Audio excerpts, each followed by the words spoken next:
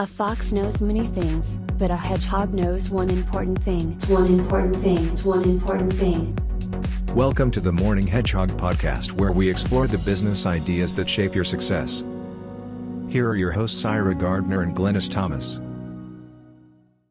So welcome back to the Morning Hedgehog, and this is part 2 about the hero's journey. And in the previous webcast, I explained what the hero's journey is.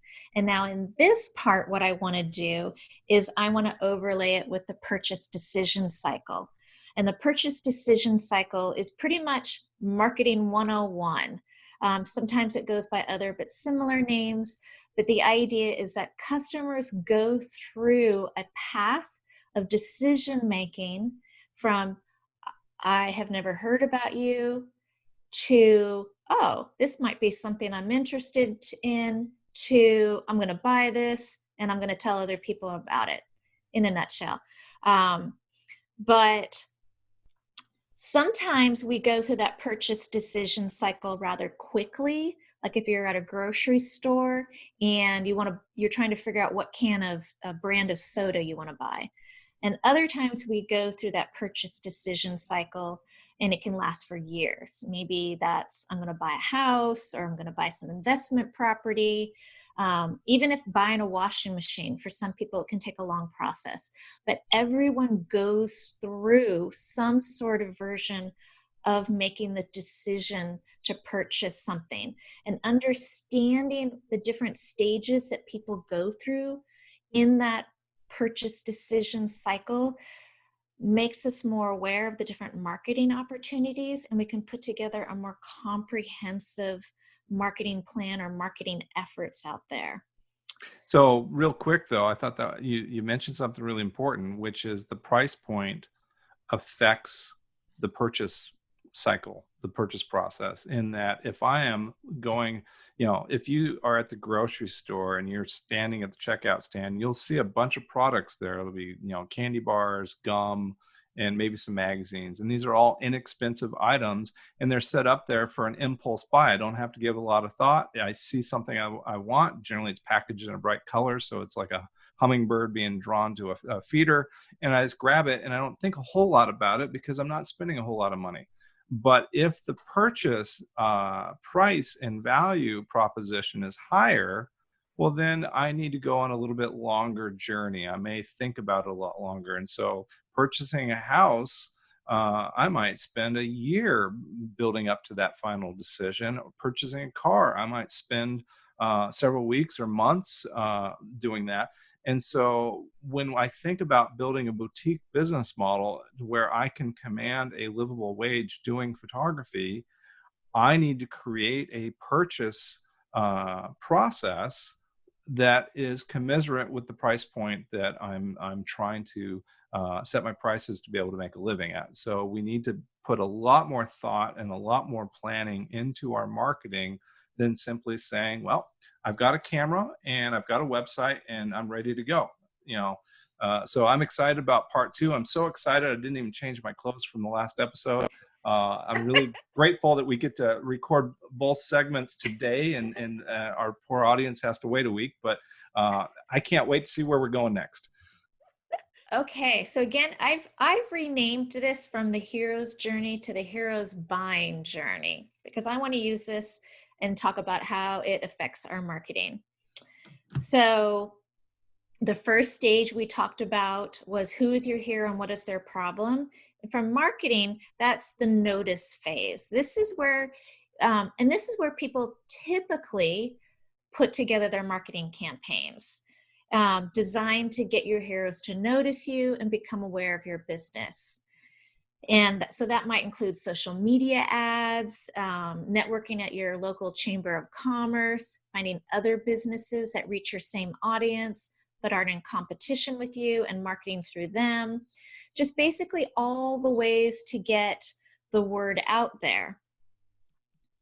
But once your heroes become aware of you, because we are a boutique service and because we are likely selling at a higher price point, people need a little bit more time being convinced.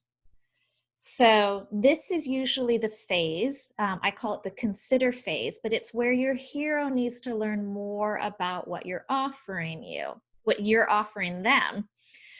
They're considering it, but they haven't quite decided whether they're going to hire you. So more educating and convincing is helpful. So in Star Wars, Luke started training. Again, he hadn't made the decision to join the rebel cause. And for photography, um, and Obi-Wan Kenobi and Yoda did try several attempts to get him to join in. Ways that you can do this through the consider phase could be promotional emails. It could be detailed information on your website. It could be your testimonials, presentations that you give, behind the scene videos, examples of past work. All that in combination and individually are things that you can do to help people along the consideration phase. I'm reminded of some of the things you've talked in other episodes about also creating the navigation steps that we don't necessarily expect or even desire to have them go from finding out about us and instantly buying, but rather creating a sequence of steps, maybe that button on your website that says, click here to receive this free ebook about whatever this problem is, or the first step is to call and set up a pre-portrait consultation or a project meeting, whatever that next step is, and baby steps to build into that consideration cycle is kind of what I'm thinking about as we go through this. Yes, and I am going to cover that's exactly what it is. Usually the higher the price point, the more you need to step them through this, and it doesn't go from, hey, I'm selling this, buy it, and then they buy it. And people who are professional salespeople understand this too. You just want to start to help them take the baby steps. I remember in college, I don't remember what the company was or anything, but I was hired to stand at a booth at a convention center just up in the aisleway. And my job was to just tell people, hey, we're doing this 15-minute presentation where you can learn how to make, I don't know, I'm going to make this up because this was so long ago, $500,000 a year. Would you like to come? We're starting it in 5 minutes. Come on in and take a seat. So that's just it. But then they got a presentation there that took them through another educational series. So it was just these baby steps, because That reminds me of timeshare sales. Timeshare sales. Yeah. I mean, and you can do it more elegantly than those examples. And because, I mean, even if you're buying a luxury yacht, you're doing this in stages. And it isn't necessarily slimy or pushy or salesy, but it's too much to go from, hey, you want to buy this $1 million yacht? Okay, write me a check. You want to learn more about that yacht. You want to go see the yacht.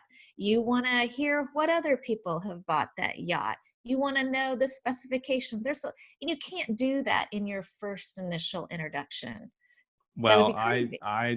I'm into motorcycles, and I've bought a couple of motorcycles in the last couple of years. And I will tell you that I was in the motorcycle shop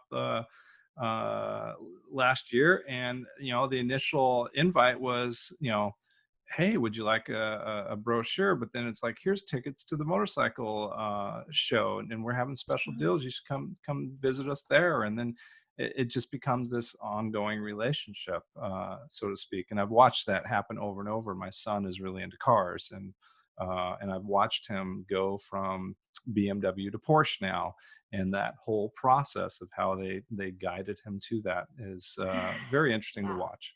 Yes, I'm sure it was. I'm sure that was. Okay, moving along here. The next stage, which is how you will call them to action, I call that the purchase phase. And this is when you ask them to buy.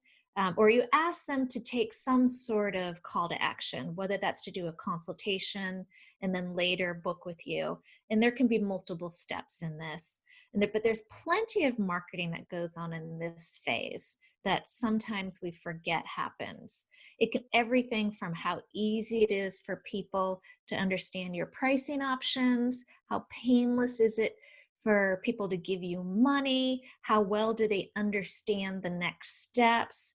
So how easy and smooth this process is at this stage leaves an impression on your customers that will affect their overall belief that before and after that you wrote up beforehand affects what they think. In step 4 here, I call this the experience. Here's where they're with you, maybe at the photography session, maybe at a reveal and ordering session, and the delivery of the final art. Did they have a great experience every step of the way? If so, then your hero had a happy ending. And in And did all you of these, surprise them yeah. along the way? Did you have a little extra gift that was unexpected, or what was the experience like for coming to look and place the order? Did you have a gift for them? Mhm. These are important steps to that buying journey, especially at the higher end price points. Yes, because you want them to feel like they got a higher end experience, and therefore you need to purposely put in those things that will make them feel that. And then in the last phase is repeat purchase and or referrals. And again, this is when you call your hero to action again, or you ask them to tell their friends or colleagues about you. Sometimes this happens without you doing anything, but you will get more repeat purchases and you will get more referrals if you create marketing efforts to create this. So that means that might be you are sending out email newsletters to past customers saying, please refer me to others. Or this might mean that you call people or things that you do on social media, whatever it is, identify the opportunities for you to ask people to buy from you again or to refer you and make it easy for them to do that.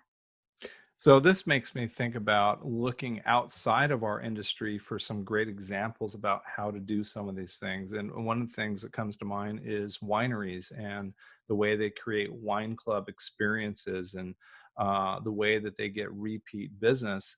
And what's really interesting is opening up a winery is this hugely expensive, high overhead business. It's a luxury boutique business model, and I was down in Walla Walla, is this great wine region near Spokane, and I of course love going down to Napa Valley as well. But I remember talking to the owner of a winery and saying, isn't there a high risk in this industry for wineries to go bankrupt? And he said, what's interesting that you ask about that is he said that the entrance fee to get into this industry is so high that people really have it wired in and figured out before they ever start. Hmm. And so you have seen this incredible growth in American wine companies, because they're putting this marketing practice to work. And I go to enough different wine tasting events that you see different personalities emerge in each of the wineries, and they really apply all this that you're talking about extremely well. So my little tip for today is to look at some luxury brand items and the way in which they engage their customer base on a continuous basis, the way they build a referral network, and the way they build a sense of family or a sense of connection, because I'm seeing that happen extremely well within the wine industry. Oh, I now you've got my interest peaked, and I definitely want to go look into something like that. I'd be fascinated to see how they do this. I think it's all, this is reminding me of another really important point. Is sometimes I see photographers or either other types of businesses not create a business where there can be repeat purchases and referrals. And they're so forever in this perpetual situation of having to find new customers. And that's a really difficult situation to be in. That's marketing, as you guys are finding out or already know, is very time consuming. And it can, so it costs you time and it costs you money. And as a business, as you mature, it makes far more sense to be building something that later you are doing less marketing. Where I want to go is the 80-20 rule. As a Right. mature business is wants to be where 80% of their business is coming from 20% of their past customers. It's far easier and far less time consuming and less costly to get repeat business from past customers because they've already been through this purchase decision cycle. They already know you, become aware of you. They already went through the consideration phase and determined that you were somebody that they wanted to hire. And they experienced you and had a great experience.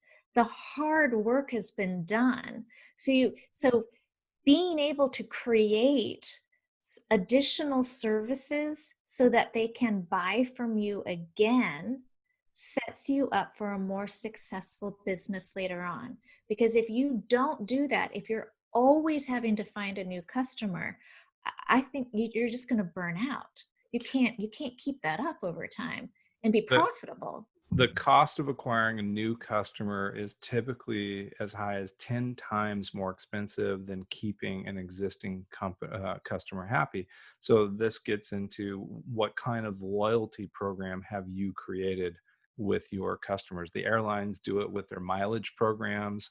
Restaurants do it with gift certificates or punch cards. Coffee shops do the punch cards, right? And they get you into a loyalty cycle because they know that, I mean, I could give 90% of the profit away in a discount because I'm already doing that to get that first customer, so to speak. I mean, if it costs 10 times more, how much can I give as a bonus to build a loyalty program in my customer base? I get excited when I think about these things. So, a really easy example is maybe a family photographer and somebody who wants to start at maybe the engagement. Somebody's getting engaged, they have a wedding, then they start a family, they're doing newborn, then they're doing annual family portraits. Maybe they're doing tween and senior portraits. They're doing reunions. I mean, so that's a particular segment. You're doing a lot of different types of photography there, but that's a particular segment and way to work with a set of customers, and over time you're just getting repeat business from them. A life cycle. Yeah. It's the life, it's their physical human life cycle in inserting yourself in there. For headshots, it can be uh, educating, encouraging people that, the old thinking was you got a new headshot every 7 years. And nowadays, some people don't understand that should probably be between 1 and 3 years, or when you get a radical different haircut, or something, so that you continually look updated. And there's other reasons to get a new headshot. Is it's just another way to get more attention, to stay top of mind with people when you put something fresh out there. So that's a way to get repeat business, but that's not going to happen unless you continually ask for it and encourage and give people ideas. And we can go into so many other different ways to do that. But if you're not already setting up your business to be able to offer repeat business, then I encourage you to rethink about how you can. Well, again, our customers are perpetually changing, and we need to be able to meet their changing needs. And we focus a lot on portrait photography, but this is true for video production, commercial photography, and in fact, I think back to when I had a commercial business, and I would have a cycle for customers because I knew that they had their fall trade shows, and I knew they had their spring trade shows, and I needed to be able to maintain that relationship to continue to be their photographer for their commercial product photography. So I don't want people to get discouraged if we're not talking about your specific genre or niche category photography. The concepts we're talking about of loyalty and reward programs and this heroes buying journey and building out your marketing message applies to all businesses in all different product categories. Absolutely. So now I'm ready to go on to phase 3. Okay. So what I wanted to do here was to actually show this buyer's journey in action and use an actual example. So one of my niche audiences is that are women about 50 plus in age, and they're planning on starting a business. And I've identified several marketing channels of how I reach this audience. So that's networking opportunities, events I can attend, what I can do in the online arena for marketing, whether that's social media marketing or for search engine optimization. And for this exercise that I'm going to take you through, I'm going to focus on just social media marketing. So here we are. In phase 1, the notice phase, I start with what's my goal? My goal is to find potential customers, expand my online audience. Again, we're talking about social media marketing here, and convince followers to hire me. How am I going to do that? I'm going to keep inviting local women to my social media accounts.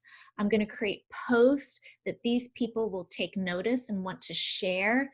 And I'm going to use hashtags to attract more of these types of people. But notice how I start with the goal, the end goal in mind, and then I figure out how I'm going to do this. I'm going to repeat that throughout these different stages. So in the consider phase, I've actually put consider on here 3 times. And you can have one consider marketing campaign you do, or you can have 10 or however many you think you need to get them to finally get to purchase. I'm just going to put 3 here. So in the first one, I'm thinking my goal is to convince them to book a consultation. Again, I'm not trying to necessarily get them all the way to purchase. I will always have that purchase option out there, but knowing that most people aren't going to take that step, I'm going to put my focus on convincing them to book a free consultation. So how am I going to do this in this marketing effort? I'm going to create social media ads that promote my clients and show off my work. So I'm basically showing them what I've done to help others. I also might create some quotes that boost and promote and inspire small businesses. I'm going to post them on my social media accounts and other groups I might be included on. I'm going to tag any clients on there so their followers will also see the post. And I'm going to specifically ask people to book a consultation. So I think, okay, great, I've come up with this idea. Is that enough to get people to want to buy? Maybe not. So what else can I do? So the next idea I came up with is, again, my goal is the same at this stage, convince them to book a consultation. How do I want to do it in this effort? I'm going to create behind the scenes posts on social media that's going to show bits of my process. It's going to show people how easy and fun it is to work with me. And it's also going to show the time and care I put into this, because I realize that price is going to be a point for people who have never worked with a professional photographer before, and they may not understand why it costs what it costs. And so showing them the time and the care that I put into this can help alleviate that particular hurdle. And again, I'm going to specifically ask people to book a consultation. And so I thought and thought about it, and I'm like, is this enough? Is this all? Is there more that I can do to help people get to that purchase decision? So I came up with another idea. Again, the goal is to convince them to book a consultation. How am I going to do it in this effort? I'm going to share success stories of my clients that my potential customers can relate to. And I'm going to ask for them to book a consultation. And at this point, I thought, okay, I think I've done enough. So now let's say these people have decided they booked that consultation. So in this phase, what is my goal? I want to convince them to book a session, to actually, put down a deposit. So how might I do that? Well, I'm going to, in that consultation, I'm going to show them how I've helped others. I'm going to show some before and afters. I'm going to explain how I'm different to other photographers in my market. I'm going to tell them what they get, what my process is, what I promise them, and my pricing. And then I'm going to specifically and directly ask for the booking and request the deposit. Is this making sense so far? Absolutely. I'm just so glad that we're doing the podcast. I think the reason we created this podcast is because I need to be able to go back and refer to this stuff, because I start getting all these ideas and then I'm like, okay, what did she say? I got to go back. So I'm really glad we're recording this. I was thinking the same thing when we started this today, of like, because I'm learning so much for you. So, there's a selfish point of this too, of how is putting on these free webcasts for others going to help ourselves, right? Right. It's going to help remind us of things we already know. And it's also going to introduce each of us to think concepts and ideas we didn't know. So right on for us. Yeah. We hope it's helping you guys too. Okay, so I'm going to move on to the next phase. This is when they've booked you and now they're experiencing you. So what's my goal during this phase is I want them to believe that they had a great experience. So how am I going to make sure that happens? Well, I'm going to make sure I am well prepared so that the session goes quickly and smoothly. I have checklists that I make sure that I go through beforehand. I make sure that my studio is completely set up. I make sure I've done test shots, because I don't want them to have to go through all that. And I make sure that I have all the supplies and things I need in my studio for whatever session I'm doing for my clients. And I'm going to make sure that I follow my process checklist. I have sheets in the studio with me that I can check off and make sure that I am providing. And I want to make sure that I'm keeping the conversation light. I'm keeping them relaxed. Before COVID-19, I have drinks, I have snacks, whatever I can do to make sure that they're having a good experience.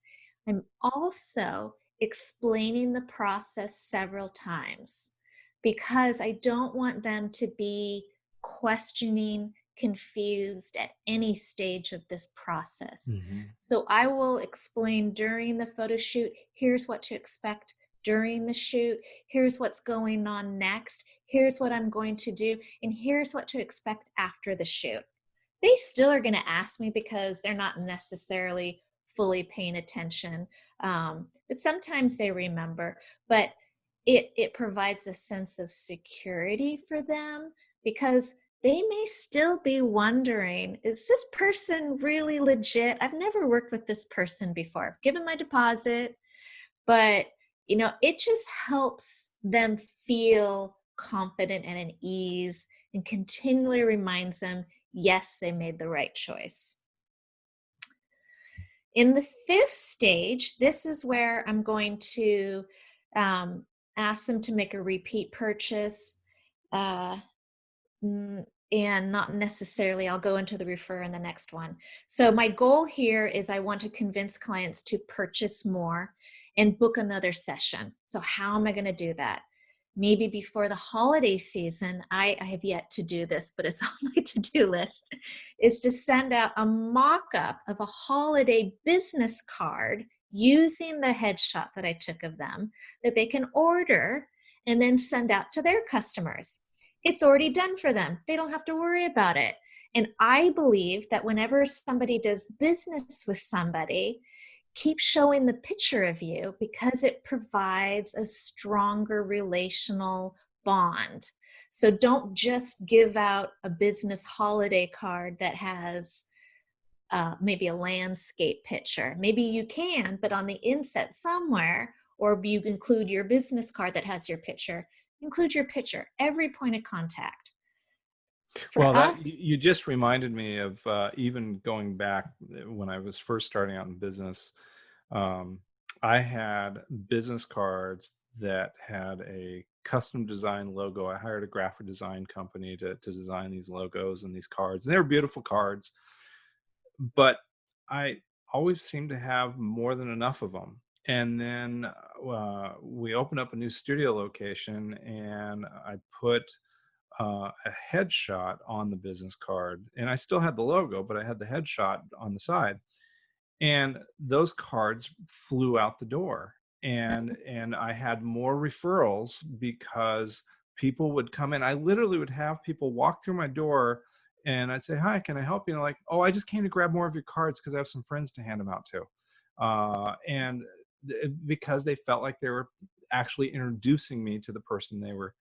So I would be thinking about how I can convey the idea to your customers of how you're creating this personal introduction through these headshots on a business card. I have another friend of mine who is a very, very successful real estate agent who does no advertising. Everything is based on word of mouth referrals only.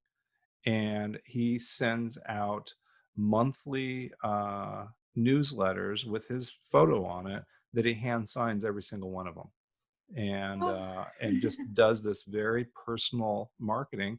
Because guess what, at the price point of the houses he's selling, how many customers in a year is he really after in order to develop that successful business model? So these are great ideas.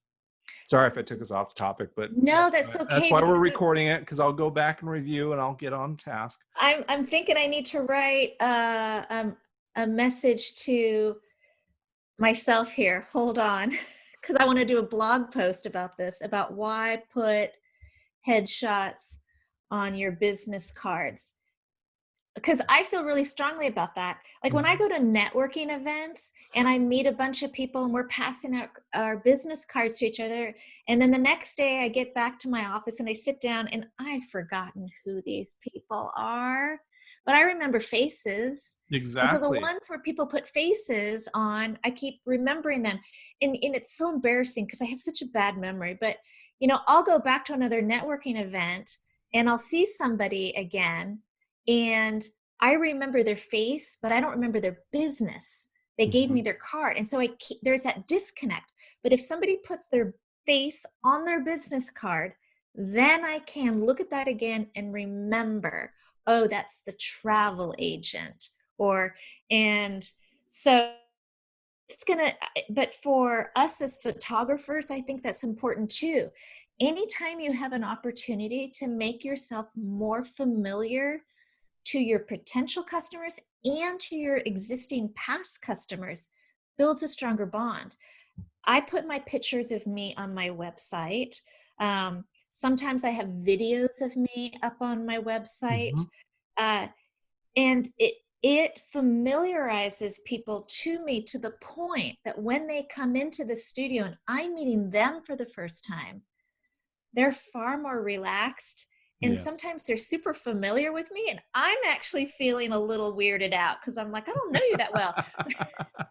But I have to remember I've done my job to make sure that they feel connected to me before they come in. And so I encourage other people to do the same thing. we I know that a lot of people don't like to put pictures of themselves out there on their website, and they'll hide it further down, it's Yeah. hidden someplace else, or they don't put it at all. put it on there. We're a service business. Yes, People are buying you. It needs it you absolutely. it will increase the number of sales for you if people feel more connected to you. And it'll And increase the number of referrals because people feel like they're actually introducing you to the person they're referring you to, because they get to see what you look like and they get to see your branding. And we talked about last time just about how typeface communicates brand information. You're communicating a lot of nonverbal cues in your business card with the headshot on it. absolutely, absolutely. So going back to what some ideas I have for repeat purchase. Again, I could create a new product by offering people business holiday cards using their headshot. I can also put a tickler reminder in my calendar, or if you have a really sophisticated email distribution service, that you can calendar that to send out a reminder to your customers every year. Hey, it's time to get a new headshot. So those are a couple ideas I have to promote that.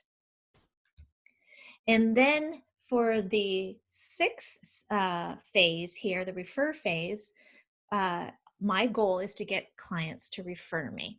So how do I want to do that? I might send a quarterly email to clients. I would include business tips, show off recent work, tell them of the types of clients I work for, and then directly ask for referrals. And I think it's important. They've experienced you and you're asking for a referral, but expanding their understanding of what you do beyond their single experience with you, or the couple of experiences they've had with you, is also helpful. Maybe they come to me for a headshot for just them. But if they see that I've been doing work for headshots for offices, if they see that I'm doing uh, commercial lifestyle photography for offices, that expands their understanding of what you do, and that opens up to a broader range of people they can refer you to. So that's all helpful. And then we've talked about this before, but make it really easy for them to refer you. If you just say, hey, can you please refer me to some people? Referrals take effort. That person has to go back home, remember it. They have to then think about, who am I going to refer this to? They have to think about what they're going to say to that person. And they may not do a very good job of it. They may misspeak in terms of what you do. They may not remember to put your website or your phone number down, which is really important. So in order to help that process along, giving them something that has all that information in it, like let's say a PDF, you can attach a PDF and just say, or a JPEG that's like a flyer, and just say, can you forward this to some people that you think could benefit from my photography? They still have to go back and remember to do it. They still have to think about who they're going to send it to, but you've cut down the majority of the work for them. So the likelihood of it happening increases. Fantastic. I also just had a little idea come to mind, because there are some people that might be listening that are relatively brand new to launching their business in photography, and they may not have access, because really what you're talking about with referral, I'm sure we're going to go back to it in another episode. One of your things on your first slide that I bit my tongue, didn't ask a question about, but you talked about strategic business partnerships on your slide there.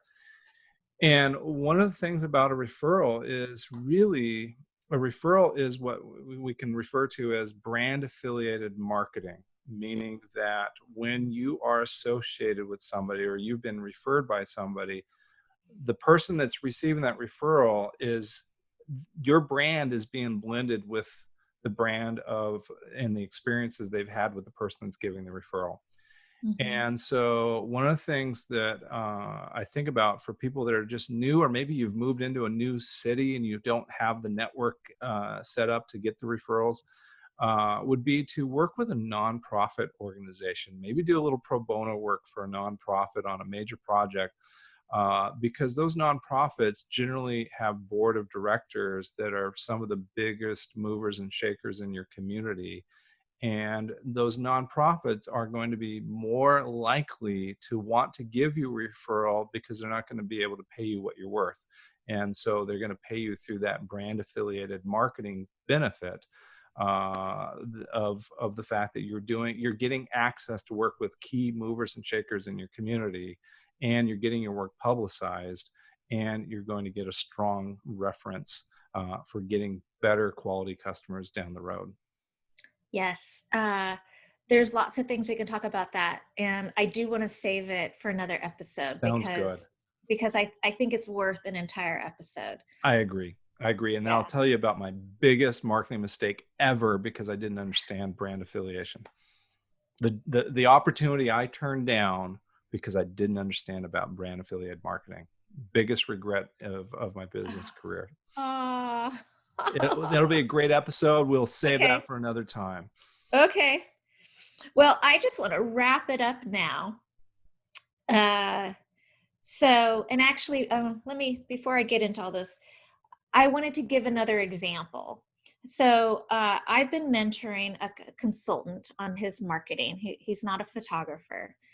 And one of his marketing tactics is to offer a free presentation to a company in their conference room about some of the latest technology in his field that they'd be interested in. And I think that's a great tactic and a great way to get into the door of these companies. But he was upset that after these presentations that he'd never get a phone call. So we talked about setting his goal first of what he wants to accomplish and then brainstorming how he's going to reach that goal. He was so focused on creating that presentation that he kind of forgot about why he was doing it in the first place. And that is to get hired. And because he's a consultant, it's not necessarily, okay, boom, we're ready to hire you. There are different steps. And so really his next step after a presentation might be to have a one-on-one meeting with some key decision makers where he could go over his portfolio and discuss things in more detail. So we tried to break this into smaller steps. What would he love to happen after a presentation? And again, we decided it was to have that private meeting. So now when he goes into one of these meetings, he specifically says, hey, I'd love to meet the key people and discuss with this further on another date. Can you tell me who those people are? If he doesn't already know, he makes a point to go and shake hands with them and introduce himself. And after the presentation, he thanks everyone for letting him come in and asks if he can swing by the admin's desk to go schedule a meeting with the key decision makers. So hopefully you can see how much more effective and proactive that is than just waiting for it to happen. Sure, those presentations were very well received. People loved it, but people don't necessarily think about the next step. They're not gonna. We all think we're all the hero in our own story. We're thinking about ourselves and what we have to accomplish, right? So you have to go make it happen. So again, I just want to make the point that you have to think about what you want to accomplish for every single marketing effort you do, and then make sure you tie that in. I'll give you another example. So I know that sometimes people will put an ad in a local newspaper, and it'll just say, hey, we offer XYZ. Here's our website. And because you're asking somebody to make a big, huge leap, right? Now you've never heard of me. Now you've heard of me. Now we're asking you to buy. And most people are going to go, oh, I just don't know about you. I'm not convinced, right? Well, you're like, well, wait a minute. I need to get these people entered into the consideration phase. I want to make sure I leave the door open for a few people who might actually go, yeah, I'm going to buy that, because that happens. But the majority of the people might be interested but aren't convinced. So how can you get them entered into your consider phase? So I suggest to people, maybe you give a free white paper, which is like a document on, 7 steps to make sure you get a great headshot. Just go to, and you could put together a specific URL that takes them to a landing page, and you want to capture their contact information, and then they plug that in. That could just be their email address, and then they instantly get that document. Well, now you've got their email address, and now you can start putting, and now you have hopefully an email campaign set up with a series of emails that's going to take them through the consider phase. So no matter what you do, every marketing tactic you do, think, is there a way that I can not just ask people for the sale, but also collect their contact information so that I can continue to market to them? Well, really what you're talking about in some respects is creating a series of yes moments before asking for the sale, so that Yeah, you've that's, accumulated the mindset of yes, yes, yes. Right. yes. And I'm thinking about your consultant client.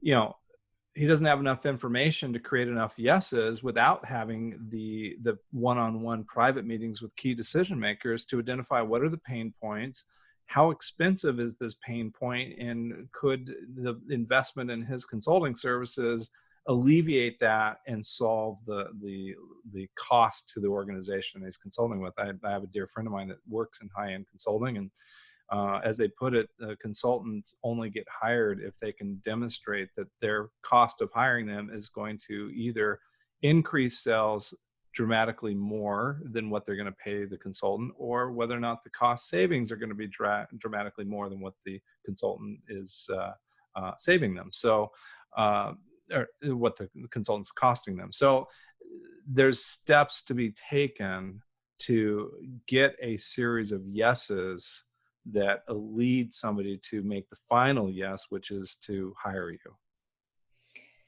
Yes. Yes, yes, yes. Right? So, Absolutely. think about if I'm a destination wedding photographer, the first yes I want is to have somebody click on one of my portfolios. The next yes I want is for them to download my lead generating PDF ebook that's, 10 things to know about planning a destination wedding. And then you providing some more expertise. And then you're going to send that email that says, book a free, no obligation consultation to meet and talk about your event. You're getting a series of yeses that lead up to the ask, the call to action of ultimately saying, I want to be hired by you. Absolutely.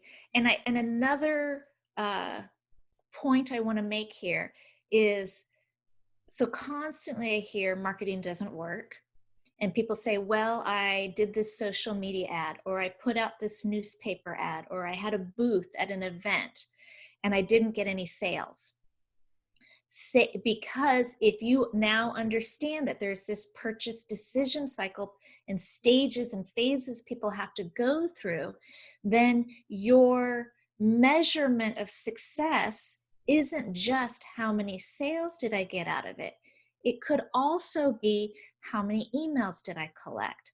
How many people did I sign up for a free consultation? So How now we're many getting into a whole nother episode coming up. It's a whole nother Talking about episode. the key performance indicators to know whether marketing is being effective or not. And Right. understand the difference between advertising and marketing. Marketing is the umbrella. Advertising is just one tool within that. But marketing is much bigger and it's a much more systems approach, but too many people don't understand what are their key performance indicators to know the correctness of their direction in their marketing. Mm-hmm. And I almost encourage people to put up a little sign in your office, or something that reminds you of this point. The next time you do a marketing tactic, you think about, what is going to be my call to action? What is the easy yes for that next step? Whether that's and then you make sure that you build that into the campaign so that it's possible and that you can track it, so that at the end of a campaign, you will be far less likely in a position to say, Well, I paid hundreds of dollars to have a booth at this event, and I got one sale. That's so that it doesn't work. Instead, hopefully you can come out of that and say, well, I got one sale, but I also got 50 email addresses and 10 people signed up for a consultation. That is a great success story. And that is how you make marketing work for you. Absolutely. And I'll just throw in a quick personal experience with art shows. There's an art show that I've done historically that, the first couple of years would not be considered huge profit. But what was profitable was getting those emails and also selling small greeting cards instead of large wall art. Show big, sell small, so to speak. But I'll never forget, it was the third year that my sales skyrocketed. And I had one person in particular, I'll never forget, he said, this is the year I get an Ira Gardner. And it's like they had to see that I had the sustaining power. And that's what I think marketing, when you do it overall and build this system and consistency, is your clients need to trust that you're in this for the long haul with them. And so this is not advertising. Quite often gets looked at as this immediate response. I'm going to place a Facebook ad and I'm going to immediately get conversions to sales. But the reality is, if you look at it that way, advertising is very ineffective.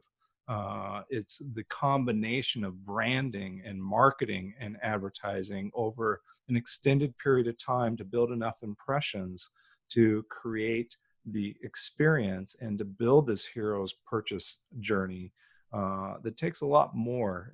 And give yourself patience and time.